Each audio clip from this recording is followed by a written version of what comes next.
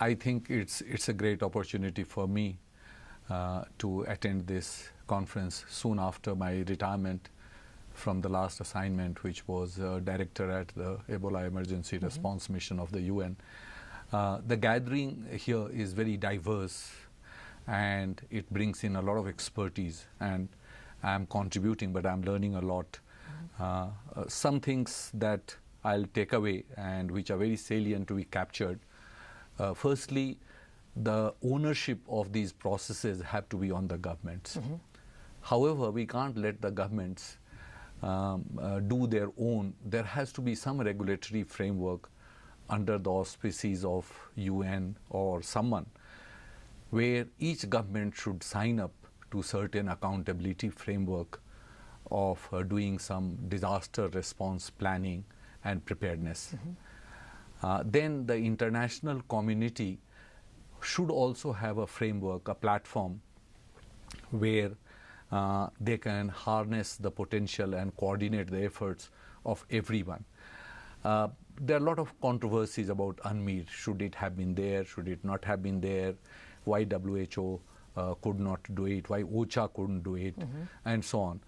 But the fact remains that Secretary General Ban Ki-moon, he got the commitment of all the member states through his letter to the General Assembly and Security Council the same day. That became the mandate. The letter became the mandate, the request. And had he not done it, we would have lost many more lives. So UNMEER, even though it was not doing any line of action itself, but it provided a strategic platform, guidance, leadership, identifying gaps. It was first experiment, unprecedented. And we may have made mistakes of sometimes trying to be too authoritative with some agencies, some implementing partners, some governments.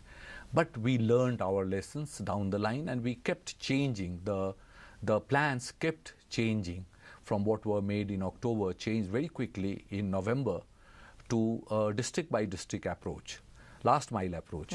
It was a country capital level approach. It went to district. Then again it changed. So we had no shame. Again we corrected our course and we went for trans-border approach, because we found that that is the most vulnerable area. So I take a lot of lessons, thoughts from here, which I will send in informal capacity to the United Nations, and will be very happy to interact with you all on partnership, on government's responsibility, on optimizing all resources, information management, what people call control tower, surveillance.